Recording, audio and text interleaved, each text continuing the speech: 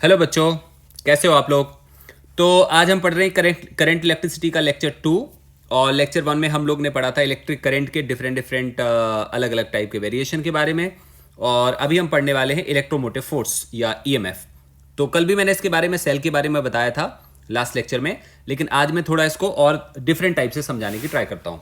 सी हमारे पास ना जो मैंने आपको सेल समझाया था, सेल में क्या होता है, दो इलेक्ट्रोड होते हैं। We have this one electrode and we have second electrode. ये प्लस है और ये माइनस है। और ये सारा का सारा अरेंजमेंट होता है सेल के अंदर, मतलब एक कंटेनर जैसा बना हुआ है जिसको हमने जिसमें हमने इलेक्ट्रोड डाल रखे हैं ऐसे कुछ, और इसमें केमिकल सॉल्यूशन फिल्ड है। सी अभी क्या होगा कि अगर हम इसको बाहर वाले सर्किट के साथ किसी चीज के साथ कनेक्ट करते हैं ऐसे कुछ, तो सेल के अंदर मैंने आपको समझाया था कि सेल के बाहर यहां से पॉजिटिव चार्ज रन करेगा, ऐसे जाएगा, ऐसे जाएगा और ऐसे जाएगा। और सेल के अंदर कहां से जाएगा पॉजिटिव चार्ज, वो यहां से चलेगा और ऐसे भाग रहा होगा। इसका मतलब जब सेल के अंदर पॉजिटिव चार्ज राइट डायरेक्शन से लेफ्ट डायरेक्शन की तरफ जाएगा तो इस पे एक वर्क होगा। कौन करेगा वर्क? ये केमिकल सॉल्यूशन जो पड़ा है उसकी एनर्जी इस पे वर्क करेगी। तो हम ऐसा करते हैं, इसको ए और इसको हम बी बोल देते हैं और ऐसे लिखते हैं कि जब कभी when circuit starts when circuit starts, charge goes from A to B inside cell, ठीक है। Charge goes from A to B inside cell, so work W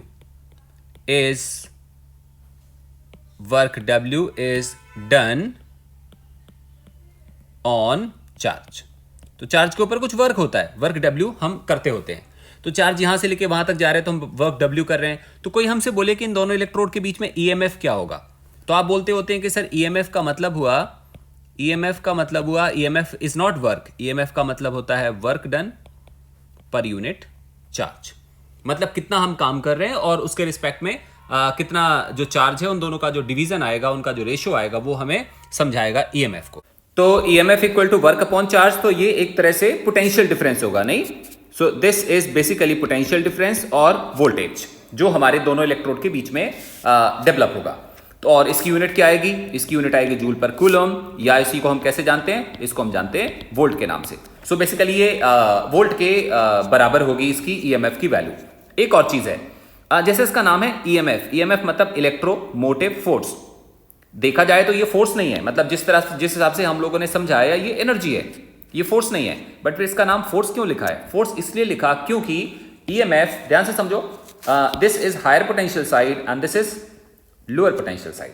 so charge goes from higher potential side towards lower potential side, और इस charge को move कराने में मान लो यहाँ पे एक प्लस चार्ज, यहाँ पे प्लस चार्ज है जो रन कर रहा है, इसको रन कराने में एक हमें धक्का या फोर्स रिक्वायर्ड होता है। तो फोर्स कौन लगा रहा है? इलेक्ट्रोड का एनर्जी डिफरेंस। इसका एनर्जी डिफरेंस हायर है, इसका एनर्जी डिफरेंस लोअर है, तो इनका जो एनर्जी डिफरेंस है वो इस वाले चार्ज पे एक तरह का फोर्स लगा रहा है इसको इस वाले सर्किट में मूव कराने के लिए। इसीलिए इसका नाम है इलेक्ट्रोमोटिव फोर्स। मतलब it's a force applied due to energy difference between electrodes to move positive charge in the circuit. इसीलिए हमने इसका नाम दिया है इलेक्ट्रोमोटिव फोर्स। बट बेसिकली ये फोर्स नहीं है, क्या है? ये वर्क पर यूनिट चार्ज या वोल्ट है।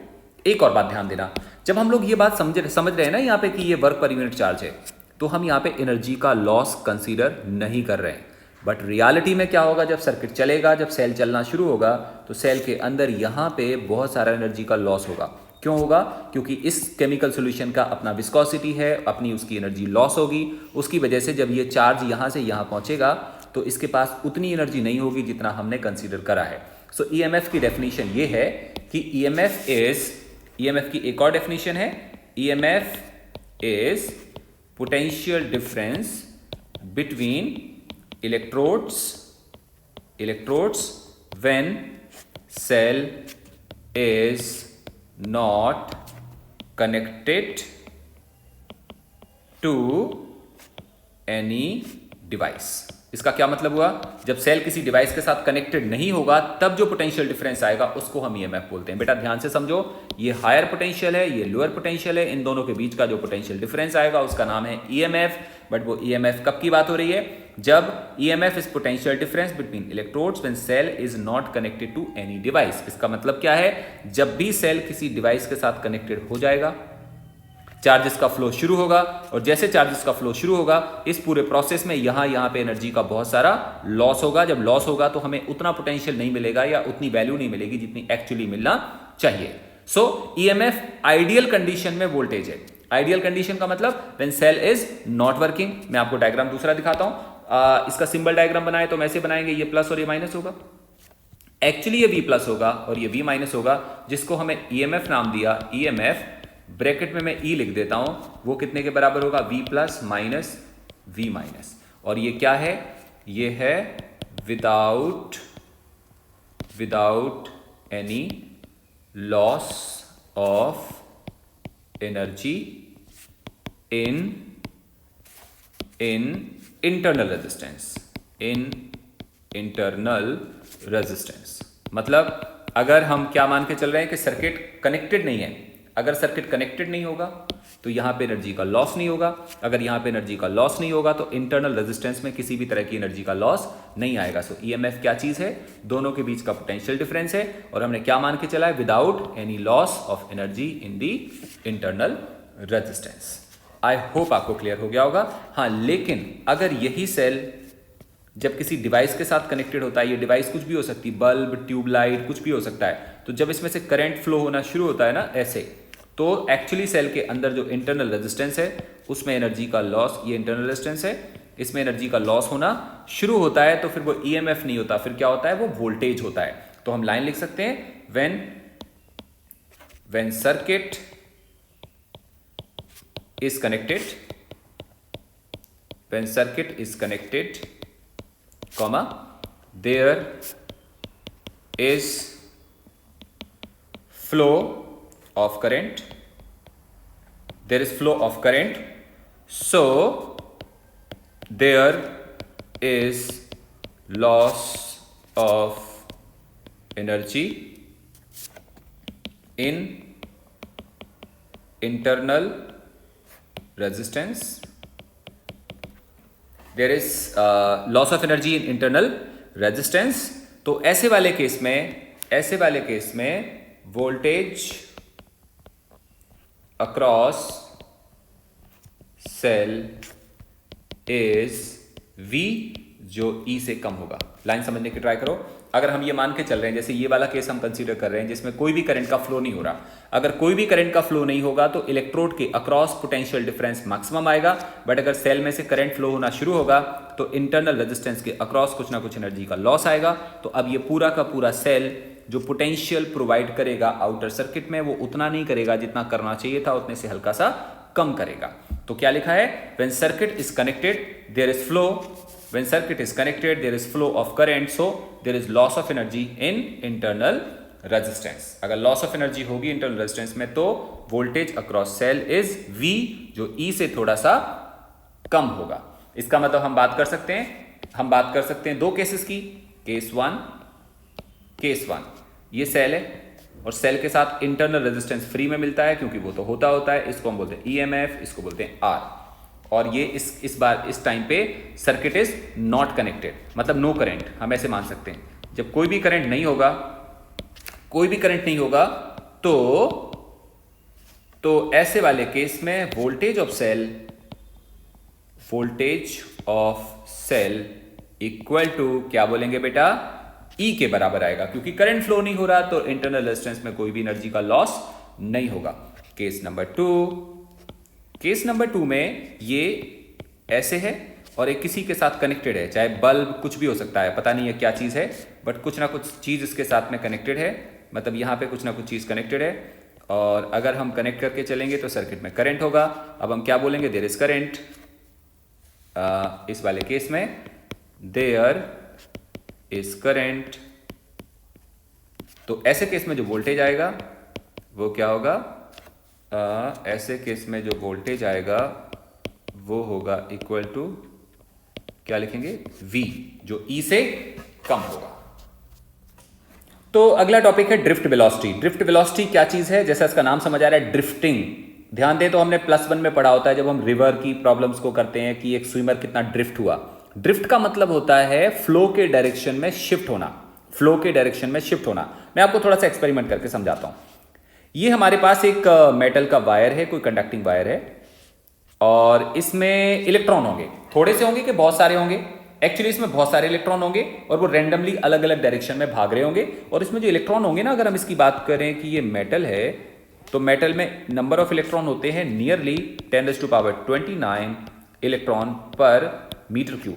ये कौन से वाले इलेक्ट्रॉन है? ये अंदर वाले ऑर्बिट के इलेक्ट्रॉन नहीं है, ये वो इलेक्ट्रॉन है जो ऑर्बिट्स के बाहर लाई करते हैं, जिनको हम क्या नाम देते हैं? जिनको हम नाम देते हैं फ्री इलेक्ट्रॉन्स। सो किसी पर्टिकुलर मेटल में लगभग, मैंने अप्रॉक्सीमेटली बोला क्योंकि हर मेटल में वेरिएशन थोड़ा थोड़ा होगा। सो मेटल में nearly 10⁻29 electron per metre cube free होंगे, और वो फ्री है मतलब एक ऑर्बिट से दूसरे ऑर्बिट में जंप कर सकते हैं। अगर हम बात करते हैं रूम टेम्परेचर की, तो रूम टेम्परेचर पे क्या होगा कि इलेक्ट्रॉन शांत तो बैठने वाले हैं नहीं है। वो क्या करेंगे, यहां से इलेक्ट्रॉन निकलेगा, ऐसे जाएगा, फिर टकराएगा, फिर एटम से, फिर लौटेगा, फिर आएगा, फिर जाएगा, फिर ऐसे ऐसे करते ना जिगजैग जिगजैग जिगजैग कर रहा होगा, मतलब पूरे में घूम रहा है। और ऐसे वाले केस में जो वेलोसिटी होगी, वेलोसिटी ऑफ इलेक्ट्रॉन, इसको हम नाम देते हैं थर्मल वेलोसिटी। क्या नाम देते हैं? Thermal velocity. थर्मल वेलोसिटी क्यों बोला? क्योंकि ये टेम्परेचर की वजह से हो रहा है और ये अपने आप से मूव करते जा रहे हैं। और जो थर्मल वेलोसिटी की वैल्यू होती है वो काफी ज्यादा होती है, वो होती है नियरली 10⁵ मीटर पर सेकेंड। मैंने नियरली लिख दिया, ठीक है। तो वेलोसिटी ऑफ इलेक्ट्रॉन को ऐसे टाइम पे बोलेंगे थर्मल वेलोसिटी, और वो होगी लगभग 10⁵ मीटर पर सेकेंड। अगर हम बात करें ऐसे केस में नेट ड्रिफ्ट, तो उसका आंसर आएगा 0। नेट ड्रिफ्ट का मतलब electron is not decided to move along any particular direction, it is moving randomly along all the directions and finally reaching to the same position जहां पे ये पहले लाई कर रहा था, फाइनली वहीं आके खड़ा हो गया। अंडरस्टैंड कर पा रहे हैं? मतलब हमने इलेक्ट्रॉन को मूव कराया, जहां से चला था फाइनली वहीं आके रुक गया, क्योंकि ये हर डायरेक्शन में जा रहा है, लेफ्ट में जा रहा है, राइट में जा रहा है, ऊपर जा रहा है, नीचे जा रहा है। तो नेट ड्रिफ्ट की वैल्यू कितनी आ रही है? 0 आ रही है। बात समझ आया? एक काम और हम ऐसे भी समझ सकते हैं कि there are n electrons, there are कितने इलेक्ट्रॉन है? n इलेक्ट्रॉन्स, और उनकी जो वेलोसिटीज है ना वो है u1 u2 up to un, मतलब ऐसी वेलोसिटी से मूव कर रहे हैं। तो आप लिख सकते हो there are n electrons running with velocities u1 u2 up to un।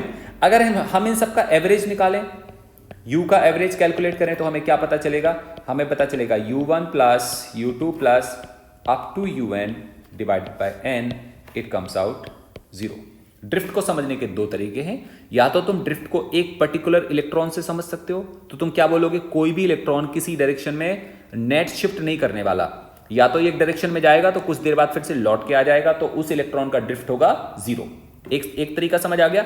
दूसरा तुम ऐसे भी समझ सकते हो कि वायर में या मेटल की किसी बॉडी में net drift due to all the electrons भी 0 होगा। अगर n इलेक्ट्रॉन है, सबके सब भाग रहे होंगे, कोई इस टाइम पे कुछ इलेक्ट्रॉन ईस्ट में भागेंगे, तो कुछ वेस्ट में भागेंगे, कुछ नॉर्थ में, कुछ साउथ में, कुछ ऊपर, कुछ नीचे। अल्टीमेटली जब सबका एवरेज निकालोगे तो कितना आएगा? 0 आएगा। तो हम क्या कह सकते हैं? हम एक बात बोल सकते हैं कि एक ऐसे नोट के फॉर्म में लिख सकते हैं कि अगर wire is not connected with potential difference. याद आ गया पोटेंशियल डिफरेंस? अभी हमने सेल पढ़ा। If wire is not connected with potential difference, then क्या होगा कि नेट शिफ्ट और नेट ड्रिफ्ट इक्वल टू 0। कोई भी ड्रिफ्ट नहीं आएगा, ऑल दो इलेक्ट्रॉन रन कर रहे होंगे बहुत हाई स्पीड से 10⁵ मीटर पर सेकेंड के आसपास, लेकिन नेट ड्रिफ्ट की वैल्यू कितनी आएगी? 0 आएगी। लेकिन अगर हम वायर को किसी बैटरी या सेल के साथ कनेक्ट कर दें, ऐसे हमने जोड़ दिया, इट्स अ सेल, ये कनेक्टेड है। अभी क्या होगा बेटा? यहां पे हायर पोटेंशियल आएगा, यहां पे लोअर आएगा। अगर ये पोटेंशियल V के इक्वल है, तो दोनों एंड जो हमें वायर के एंड दिख रहे हैं 1 and 2 के बीच में भी पोटेंशियल डिफरेंस V के इक्वल होगा। उसका कारण है क्योंकि यहां से लेके यहां तक एनर्जी का कोई लॉस नहीं होता। तो यहां पे अगर इस जगह V प्लस होगा, मैं आपको लिख के बता देता हूं, अगर यहां पे V प्लस होगा तो यहां भी तो V प्लस होगा, और अगर यहां पे V माइनस होगा तो यहां भी कितना आएगा? V minus. तो सेल के अक्रॉस पोटेंशियल डिफरेंस कितना आ रहा है? V plus minus V minus, और वो V के इक्वल है। तो वायर के अक्रॉस भी पोटेंशियल डिफरेंस कितना आएगा? सेम आएगा। चलो बहुत अच्छी बात है। एक और मैं आपको शॉकिंग बात बता रहा हूं। हम लोग ने पढ़ा था मेटल के अंदर इलेक्ट्रिक फील्ड 0 होती है। मैं आपको थोड़ा सा समझाऊं, फिर मैं इसको क्रिएट करता हूं। इन metal in metal electric field is zero. और अब हम पढ़ेंगे इन metal electric field is not zero. वाह, मजा आ गया, कितनी बढ़िया बात है। अभी हमने पढ़ा था मेटल के अंदर इलेक्ट्रिक फील्ड जीरो होती है, अब मैं तुमसे बोलूंगा मेटल के अंदर इलेक्ट्रिक फील्ड जीरो नहीं होती। दोनों का मतलब समझाता हूं। ये हमने कहां पे पढ़ा था? ये हमने पढ़ा था इलेक्ट्रोस्टैटिक्स में। उसमें हम क्या बोलते थे? उसमें हम बोलते थे कि बॉडी होगी जिस पे चार्ज होगा। क्लियर है ना? जब भी कंडक्टर के ऊपर चार्ज दोगे तो कैसा डिस्ट्रीब्यूटेड होगा, एक एंड पे कि पूरे में? पूरे में। तो यहां पे इलेक्ट्रिक फील्ड नेट कितनी आएगी? जीरो आएगी। कारण है हर एक चार्ज की वजह से फील्ड आएगी और वो कैंसिल आउट होके जीरो हो जाएगी। ये हम कहां की बात कर रहे हैं? ये हम बात कर रहे हैं इलेक्ट्रोडायनेमिक्स। जो चैप्टर अब हम पढ़ रहे हैं ये इलेक्ट्रोस्टैटिक्स नहीं है। क्या है? इलेक्ट्रोडायनेमिक्स है। इलेक्ट्रोडायनेमिक्स में क्या होगा? हमारे पास एक वायर या मेटल होगा। ये वायर है हमारे पास और वो मेटालिक होगा। इंसुलेटिंग वायर लगाने का तो फायदा नहीं है। तो क्या होगा? यहाँ पे V प्लस पोटेंशियल डेवलप हो जाएगा, यहाँ V माइनस डेवलप हो जाएगा। और हमें अच्छे से मालूम है, यहाँ पे ध्यान से समझना, इलेक्ट्रोडायनेमिक्स में we are not going to deal with static charges. हम यहाँ पे ये बिल्कुल बात नहीं करने वाले कि वायर के ऊपर नेट चार्ज प्लस होता है कि नेट चार्ज माइनस होता है। किसी भी वायर के ऊपर इस वाले चैप्टर में नेट चार्ज होगा जीरो। सेल में से निकलेगा, वायर में से पास करेगा, दोबारा सेल पे फिर चला जाएगा। क्लियर? सो यहां हम चार्जेस के साथ डील नहीं करने वाले, चार्जेस के फ्लो के साथ डील करने वाले हैं। राइट है? अगर ध्यान से देखा जाए तो इसके अंदर एक इलेक्ट्रिक फील्ड आएगी और वो ई होगी। ध्यान रखना, मैं बार बार बोल रहा हूं क्या चीज है ये? इंसुलेटर नहीं है, ये मेटल है, फिर भी इलेक्ट्रिक फील्ड होगी। और वो कितना आएगा? वो आएगा delta V upon L, where L is what? This length. That is delta V upon L को हम क्या बोल सकते हैं? जब सेल से कनेक्ट करा था तो इसको हमने एक्चुअली V बोला था ना, V by L. So note करने वाली बात है, जब हम बात कर रहे थे ये वाला केस तो हमने इलेक्ट्रोस्टैटिक्स में बात करी थी। अब हम बात कर रहे हैं ये वाला केस, हम किस में बात कर रहे हैं? इलेक्ट्रोडायनेमिक्स में बात कर रहे हैं। अब मेटल के अंदर इलेक्ट्रिक फील्ड की वैल्यू जीरो नहीं आएगी। बहुत अच्छी बात है। दोबारा देखते हैं। We have metallic wire connected with a cell, clear, potential V, length L, then हम क्या बोलेंगे? Electric field inside wire equal to E, जहां पे E कितना होगा बेटा? E होगा V बाय L के बराबर। तो अब हम क्या बोलेंगे? Force on electron. कौन सा वाला इलेक्ट्रॉन? फ्री इलेक्ट्रॉन जो मूव कर सकता है, हम केवल उसकी बात करते हैं। Force on electron is equal to क्या बोलेंगे हम? E into e. या अच्छा, एक और बात ध्यान देना, अगर हम स्केलर फॉर्म में बोलेंगे तो E इंटू ई बोलेंगे, और अगर वेक्टर फॉर्म में बोलेंगे तो हम क्या बोल रहे होंगे? माइनस E इंटू ई। बेटा ऐसा क्यों? क्योंकि इलेक्ट्रॉन पे लगने वाला फोर्स इलेक्ट्रिक फील्ड के ऑपोजिट डायरेक्शन में लगता है। जैसे हमें मालूम है इलेक्ट्रिक फील्ड कहां पे होगी? लेफ्ट से राइट की तरफ होगी। इलेक्ट्रिक फील्ड अगर इधर होगी तो इसके अंदर जो इलेक्ट्रॉन लाई करेगा उस पर फोर्स कहां लगेगा? इस वाले डायरेक्शन में लगेगा। Yes no? इसका मतलब इलेक्ट्रॉन कहां से कहां मूव करेंगे? राइट क्रॉस सेक्शन से लेफ्ट क्रॉस सेक्शन की तरफ मूव करेंगे। तो अब हमसे बात करी जाती है कि एक्सेलरेशन ऑफ इलेक्ट्रॉन वो कितना होगा? वो होगा फोर्स अपॉन मास के equal, and that equal to minus e vector divided by m. Clear हो गया?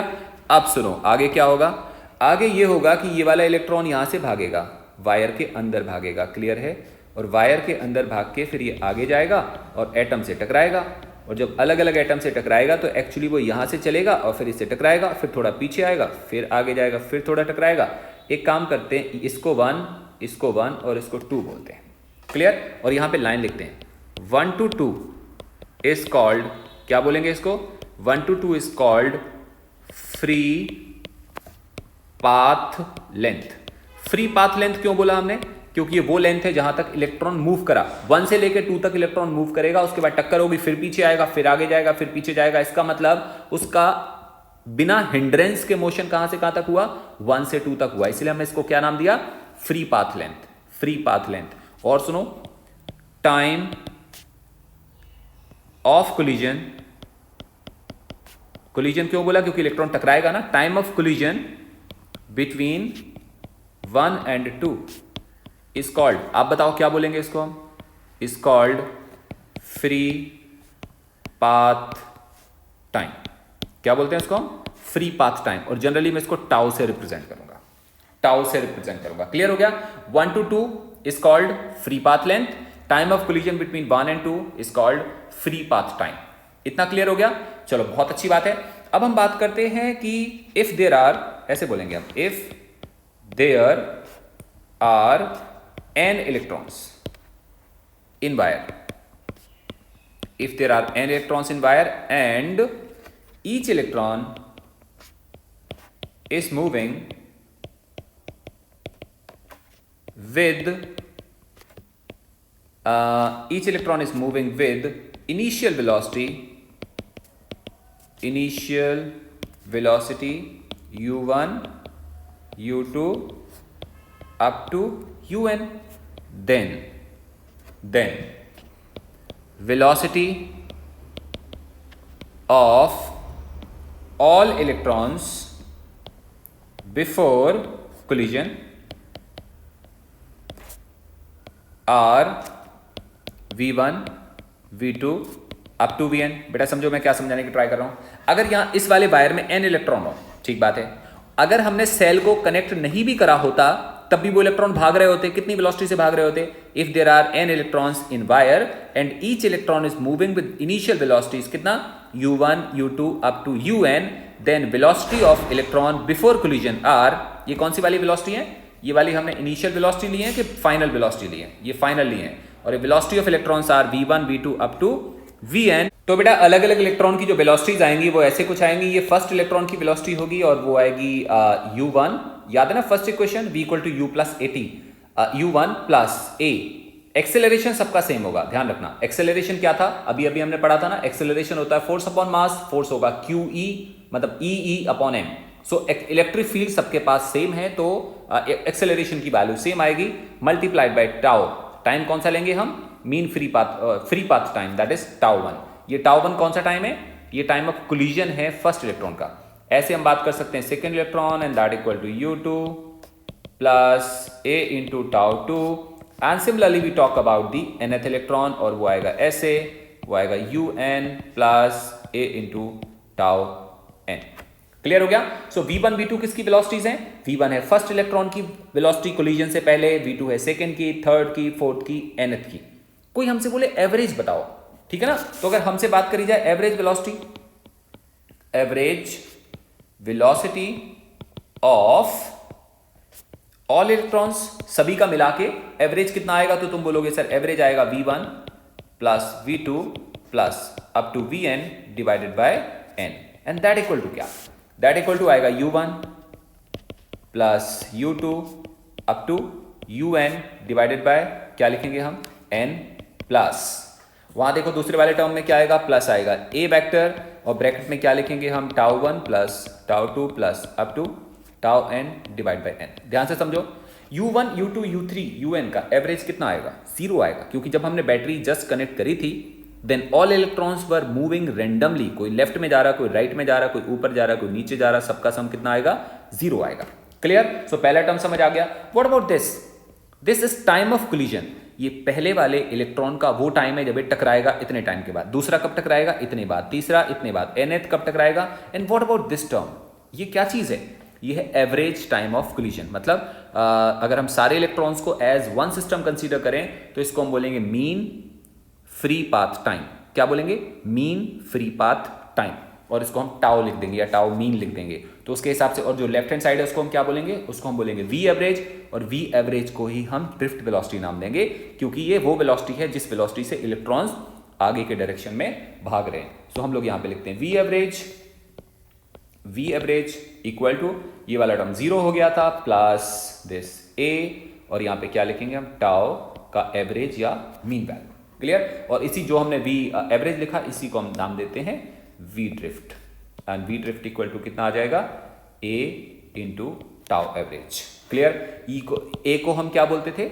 ए को हम बोलते थे ई बाय एम, और इसको हम माइनस लेते थे, आपको याद होगा, क्योंकि इलेक्ट्रॉन की जो ड्रिफ्ट वेलोसिटी की डायरेक्शन है वो इलेक्ट्रिक फील्ड से ऑपोजिट डायरेक्शन में ऐसा कुछ होगा। इलेक्ट्रिक फील्ड जिस डायरेक्शन में लगी होगी, अंडरस्टैंड करो, ये वायर है, ऐसे कुछ हम करते थे कि ये एक सेल के साथ कनेक्टेड है, और इलेक्ट्रिक फील्ड कौन से डायरेक्शन में है? राइट डायरेक्शन में, ऐसा कुछ। और इलेक्ट्रॉन लेकिन किधर को ड्रिफ्ट हो रहे हैं? इस डायरेक्शन में। इसका मतलब इलेक्ट्रॉन की ड्रिफ्ट वेलोसिटी इलेक्ट्रिक फील्ड के ऑपोजिट डायरेक्शन में होगी, इसीलिए हम माइनस साइन ले रहे हैं। लेकिन इन जनरल कन्वेंशन के हिसाब से हम ड्रिफ्ट किसके लिए ले रहे होते हैं? ड्रिफ्ट ले रहे होते हैं पॉजिटिव चार्ज के लिए। तो अगर हम पॉजिटिव चार्ज की बात कर रहे होंगे तो ड्रिफ्ट की वैल्यू में क्या लिखनी पड़ेगी? तब हमें ड्रिफ्ट लिखना पड़ेगा this equal to E/m into, और ये किसके लिए आ रहा है? For positive charge. बट ध्यान रखना मास हम किसका लेंगे? पॉजिटिव चार्ज का नहीं लेंगे, मास हम इलेक्ट्रॉन का लेंगे। उसका कारण है सच में कौन मूव कर रहा है? सच में इलेक्ट्रॉन मूव कर रहे हैं। मैं आपको एक राज की बात समझाता हूं। जब इलेक्ट्रॉन यहां से यहां मूव कर जाता है तो एक्चुअली यहां पे इलेक्ट्रॉन की डेफिशिएंसी हो जाती है। डेफिशिएंसी होने का मतलब हुआ यहां पे नेगेटिव चार्ज कम हो जाता है, क्योंकि नेगेटिव चार्ज आगे चला गया। तो हम उल्टा बोलने लगते हैं। हम क्या बोलेंगे कि नेगेटिव चार्ज जब इधर जाएगा तो पीछे नेगेटिव की डेफिशिएंसी होगी या पॉजिटिव की एफिशिएंसी हो जाएगी। Clear? So when this electron moves by 1 metre along this side, तो we can consider that positive charge is moving along this side by how much? 1 metre. तो सच में इलेक्ट्रॉन मूव कर रहे हैं, बट हम पॉजिटिव का कन्वेंशन ले सकते हैं। इस वजह से जो मास हम कंसीडर करेंगे, चाहे हम पॉजिटिव की बात कर रहे होंगे तब भी हम मास कौन सा कंसीडर कर रहे हैं? इलेक्ट्रॉन का, क्योंकि सच में क्या मूव कर रहा है? सच में इलेक्ट्रॉन मूव कर रहा है। सो this is about the drift velocity. Clear हुआ? जब कैलकुलेशन करी जाती है ना तो ड्रिफ्ट वेलोसिटी की वैल्यू काफी कम आती है।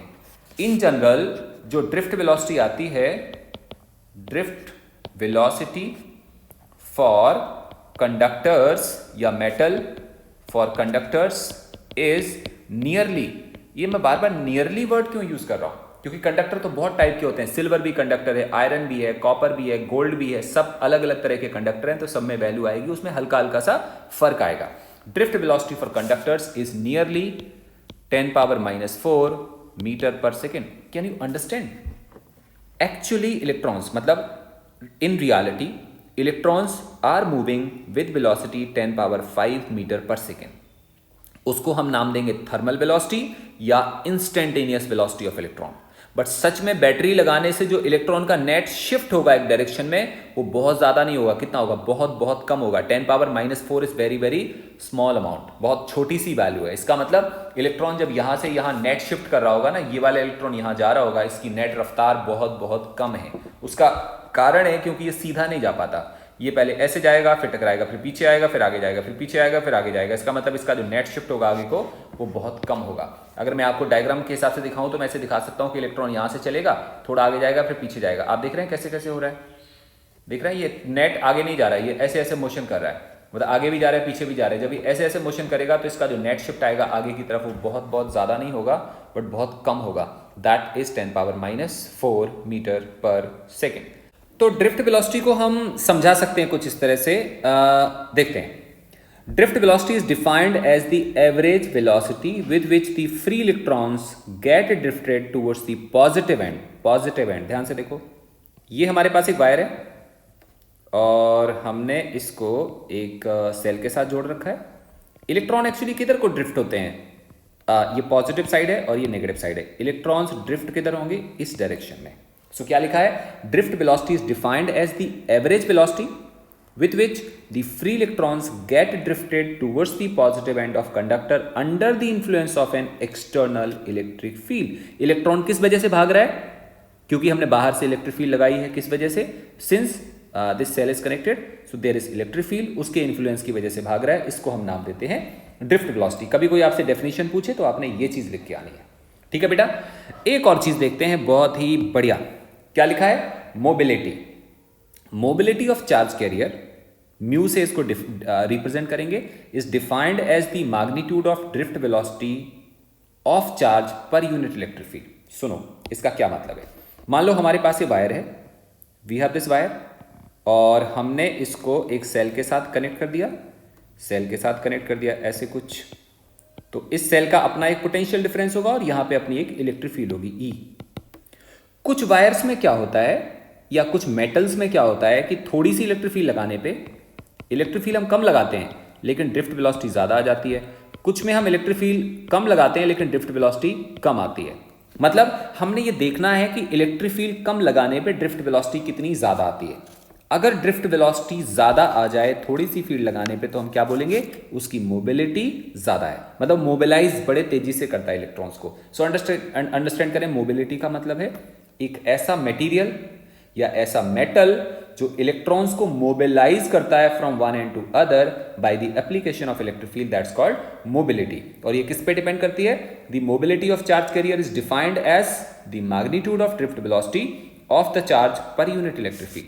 मतलब अगर हम इसको यहां पे लिखें तो मोबिलिटी क्या होगी? मोबिलिटी फॉर्मूला लिखते हैं हम लोग, mobility mu is equal to drift velocity divided by electric field, and that equal to drift velocity क्या आ रहा था? E by m into tau divided by E. This comes out E tau by m. ध्यान से देखो बेटा, E एक universal constant है क्योंकि चार्ज ऑफ इलेक्ट्रॉन है पूरे यूनिवर्स में सेम होता है। M यूनिवर्सल कांस्टेंट है क्योंकि ये मास ऑफ इलेक्ट्रॉन है, ये भी यूनिवर्स में कांस्टेंट रहता है। तो बेसिकली मोबिलिटी किस पे डिपेंड करती है? मीन फ्री पाथ टाइम पे। जिसका मीन फ्री पाथ टाइम ज्यादा होगा उसकी मोबिलिटी ज्यादा होगी, जिसका मीन फ्री पाथ टाइम कम होगा उसकी मोबिलिटी कम होगी। तो आप कह सकते हैं mobility directly depends upon mean free path time, जो इलेक्ट्रॉन के कोलिजन का टाइम होता है। और ये एक स्केलर क्वांटिटी होगी। स्केलर क्यों होगा? क्योंकि इसमें इलेक्ट्रिक फील्ड वेक्टर कुछ भी नहीं आ रहा, मतलब scalar scalar scalar. So this is a scalar quantity, इसकी कोई डायरेक्शन नहीं होगी, इसलिए मोबिलिटी हमेशा पॉजिटिव आएगी कि नेगेटिव आएगी? तो आप बोलेंगे सर ये हमेशा पॉजिटिव आएगी, जबकि ड्रिफ्ट वेलोसिटी पॉजिटिव भी आती थी और नेगेटिव भी आती थी, क्योंकि ड्रिफ्ट वेलोसिटी हम पॉजिटिव के लिए मानेंगे तो राइट में आएगी और नेगेटिव के लिए अज्यूम करेंगे तो लेफ्ट में आएगी। ड्रिफ्ट वेलोसिटी पॉजिटिव और नेगेटिव दोनों होगी, बट मोबिलिटी हमेशा कैसी होगी? पॉजिटिव आएगी। आई होप इतना क्लियर हो गया आपको। अब हम पढ़ेंगे काफी आगे जाके पढ़ेंगे सेमीकंडक्टर। सेमीकंडक्टर में हम पढ़ेंगे दो तरह की चीजें, एक होल और एक इलेक्ट्रॉन। तो वहां पे मोबिलिटी दोनों की आएगी, होल की मोबिलिटी भी आएगी और इलेक्ट्रॉन की मोबिलिटी भी आएगी। बट हम सिंस अभी पढ़ रहे हैं केवल कंडक्टर्स, तो यहाँ पे मोबिलिटी ऑफ ओनली इलेक्ट्रॉन हमें पढ़ने की जरूरत है। आई थिंक ये छोटा सा टॉपिक है, आपको क्लियर हो गया होगा। अब हम पढ़ते हैं बहुत important topic, that is relation between current and drift velocity. आसान है बहुत, हम देखते हैं। हमारे पास ये wire again same, we have this wire और हमने इस वायर को कनेक्ट कर दिया है सेल के साथ, जैसा हम अभी तक कर रहे थे। ये सेल कनेक्ट हो गया, इसके अंदर होगी एक इलेक्ट्रिक फील्ड और चार्ज कैरियर भागेंगे। एक काम करते हैं, हम यहाँ पे एक छोटा सा पार्ट कंसीडर कर लेते हैं। ये इतना छोटा इतना छोटा पार्ट ले लेते हैं, इसकी थिकनेस होगी dx। क्लियर? ऐसा करते हैं, हम लिख लेते हैं कि area of wire, area of cross section of wire equal to a. कितना? Equal to a. अच्छा, एक और चीज है, हम ऐसा मान लेते हैं कि देयर आर n इलेक्ट्रॉन्स पर मीटर क्यूब। यहां पे n का मतलब टोटल इलेक्ट्रॉन नहीं है, n इलेक्ट्रॉन है पर मीटर क्यूब। इसको हम बोलते हैं इलेक्ट्रॉन डेंसिटी। क्या बोलते हैं? Electron density. तो हम ऐसे भी कह सकते हैं कि इस वायर में इलेक्ट्रॉन डेंसिटी है n। So there are n electron per metre cube. आगे हम बात करते हैं इन लेंथ, यहां पे लेंथ लिखी हुई है ना, जो dx हमने लिखा है, इन लेंथ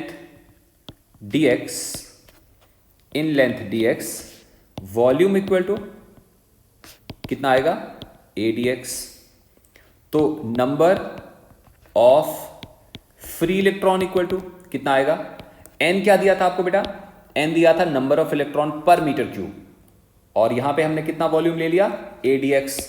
तो नंबर ऑफ इलेक्ट्रॉन टोटल कितने आ जाएंगे? वो आ जाएंगे n a dx। Yes no? Total number of electron आ जाएंगे n a dx। बात क्लियर हो रही है ना? n a dx। तो टोटल चार्ज कितना आ जाएगा? Total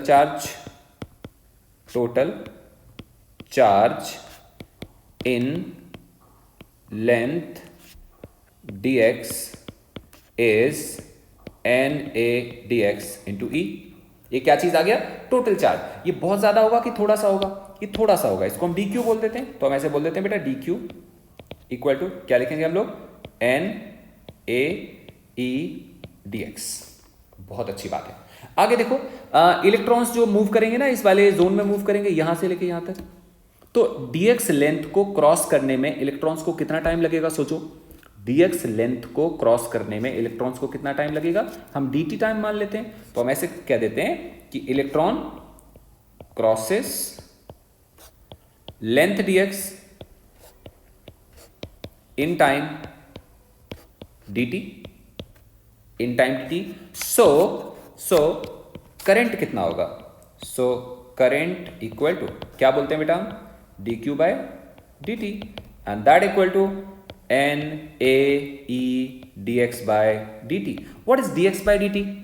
D x by d t है इलेक्ट्रॉन ने डी एक्स लेंथ कवर करा कितने टाइम में, डी टी टाइम में. So d x by d t है डिस्टेंस अपॉन टाइम और डिस्प्लेसमेंट अपॉन टाइम, और इसी को हम क्या बोलेंगे, वेलोसिटी.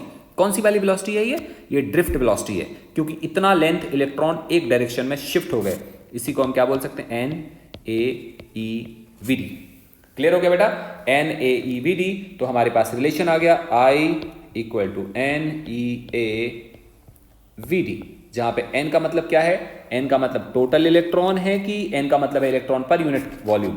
n है number of electron per unit volume, e is charge of electron, a is area of wire and vd is drift velocity. अब एक गड़बड़ है, छोटा सा गड़बड़ ये है कि ये है स्केलर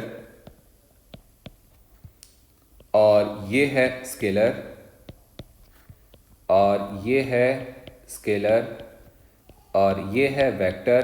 अभी हमने देखा था, याद है ना, अभी रिलेशन देखा था, v d equal to e by m into tau. ये है वेक्टर. अब गड़बड़ हो गया. अगर हमने, अब एरिया के बारे में हम डिसाइडेड नहीं है, हम एरिया को स्केलर लें कि वेक्टर लें. बेटा अगर गलती से हमने एरिया को स्केलर ले लिया, मान लेते हैं कि अगर एरिया स्केलर है, तो अगर एरिया स्केलर होगा तो आई को फिर वेक्टर होना चाहिए. कारण है, अगर हमने n को भी स्केलर बोला, e को भी स्केलर बोला और अगर a को भी स्केलर बोल देंगे और ड्रिफ्ट वेलोसिटी तो वेक्टर है, तो राइट हैंड साइड पूरा वेक्टर बन गया, तो लेफ्ट हैंड साइड वेक्टर आना चाहिए, जो आ नहीं रहा तो वो गलत हो गया. इसलिए हमें a को क्या बोलना पड़ेगा, we should say area is a vector. और वैसे भी हम गॉस लॉ में पढ़ चुके हैं कि एरिया इज अ वेक्टर. अगर हम ऐसे बोलेंगे तो i को क्या लिखेंगे, फिर हमें i को लिखना चाहिए i equal to n e A dot v d. बेटा डॉट क्यों, डॉट इसलिए लिखना पड़ेगा क्योंकि क्रॉस लिखोगे तो खराब हो जाएगा काम, क्योंकि लेफ्ट हैंड साइड तो स्केलर आ रहा है, तो ये कैसे आना चाहिए, ए डॉट वी डी, जहां पे ए का मतलब क्या चीज है, ए का मतलब है एरिया ऑफ क्रॉस सेक्शन और वी डी का मतलब है ड्रिफ्ट वेलोसिटी. हम अगर चाहें तो इसको थोड़ा सा और कन्वर्ट कर सकते हैं, ऐसे लिखेंगे n e A dot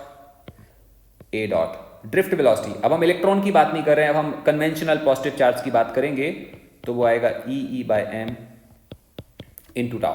I think clear है. तो क्या निकल के आ जाएगा बेटा, n e square tau upon m into A dot E. ऐसे कुछ आ जाएगा. क्लियर है. इसका थोड़ा डिस्क्रिप्शन और देखते हैं. सपोज करो हमारे पास वायर ऐसे है, इस तरह से, तो इसका जो क्रॉस सेक्शन, कोई भी क्रॉस सेक्शन, हम यहाँ पे एक छोटा सा क्रॉस सेक्शन लेते हैं, तो इसका एरिया वेक्टर किधर आएगा, इसका एरिया वेक्टर इधर को आएगा और इलेक्ट्रिक फील्ड भी कहाँ पे आएगी, वो भी इधर आएगी. तो अगर ऐसे केस में हम बात करते हैं तो आई आएगा एन ई स्क्वायर, ध्यान से देखो क्या लिखा था, n e square tau upon m, और यहाँ पे क्या लिखेंगे हम, a E cos 0. So it becomes final n e square tau a e upon m. ये आई आ गया. ये तो बात हो गई. लेकिन सपोज करो हमारे पास एक वायर है और वो थोड़ा सा डिफरेंट है. वो वायर ऐसे ऐसे है और ऐसे है, ऐसे है, और कोई बोले कि इस वाले क्रॉस सेक्शन पे करंट बताओ, तो तुम क्या बोलोगे, तुम बोलोगे सर एरिया वेक्टर तो इधर होगा, है ना, और ई वेक्टर कहाँ पे होगा, वो इधर होगा, एंगल कितना आएगा, थीटा आएगा. तो ऐसे केस में अगर हमें करंट को समझाना हो तो हम क्या बोलेंगे, तो हम बोलेंगे N e square tau a ई, इसको हमें वेक्टर फॉर्म में लिखना चाहिए फिर ना, तो ये आएगा अपॉन एम, साथ में आएगा ए डॉट ई, और जब इसको सॉल्व करेंगे तो क्या बन जाएगा, ये n e square tau upon m A E cos theta. Clear. यहां से हमारे पास आई का रिलेशन पता चल जाएगा. बट एक बात आपको ध्यान से बताऊं, जो ये ए कॉस थीटा आएगा ना, मैं आपको एक चीज ड्रॉ करके दिखाता हूं और तो आपने दिमाग लगाना पड़ेगा. ये चीज देख रहे हो, ये ए होगा सपोज करो, इसको हम बोल देते हैं ए, और जो ये देख रहे हैं ना आप, इसको हम बोल देते हैं ए डैश. अगर इसको ए डैश बोलेंगे तो हम यहाँ पे ए डैश लिखेंगे, यहाँ पे भी हम ए डैश लिखेंगे. और पता है आपको, बहुत ध्यान से समझना, ज्योमेट्री को समझने की जरूरत है. तो यहाँ से वैल्यू क्या आएगी, I equal to n e square tau upon m, ध्यान से देखो, you can club this a dash cos theta. और आप बेटा ध्यान से देख लो, आप ज्योमेट्री देखो, मैं आपको बताता नहीं हूँ, बस आप समझने की ट्राई करो। ये आएगा ए डैश कॉस थीटा और ए डैश कॉस थीटा ए के बराबर आएगा। आप एक बार चेक करो, अपना खुद का दिमाग लगाओ। और यहाँ पे आएगा ए डैश कॉस थीटा को हम क्या लिखेंगे, a into e, this comes out correct. Clear? ये कैसे आ गया, आप ज्योमेट्री को ध्यान से देखने की ट्राई करो। अगर हम यहाँ से एक लाइन खींचे ना, यहाँ से लाइन खींचे, अगर ये एंगल थीटा आ रहा है तो ये भी थीटा होगा, चेक करो आप। तो अगर ये वाला area, this area is A dash, then इसका एक कंपोनेंट आएगा ये वाला, और ये कितना आएगा, ए डैश कॉस थीटा। और ए डैश कॉस थीटा कितने के बराबर होगा, ए के बराबर होगा। इससे क्या पता चलता है, इससे पता चलता है कि हम वायर में किसी तरह के क्रॉस सेक्शन बना दें, हम ऐसा क्रॉस सेक्शन बनाएंगे तब भी फाइनली ये वाला एरिया आएगा। अगर हम इस क्रॉस सेक्शन की बात करेंगे तब भी फाइनली ये वाला एरिया आएगा। इसका मतलब वायर में हर पॉइंट पे करंट की वैल्यू कैसी आएगी, सेम आएगी। Current is constant in a particular given wire. So बेटा it was all about the current and drift velocity and mobility and all. Topic बहुत अच्छा है, इसको ध्यान से पढ़ो। अगले वाले क्लास में हम लोग ओम्स लॉ का डेरिवेशन करेंगे और इस वाले टॉपिक को फर्दर कंटिन्यू करेंगे। थैंक यू सो मच बेटा, अच्छे से पढ़ाई करो, बाय बाय।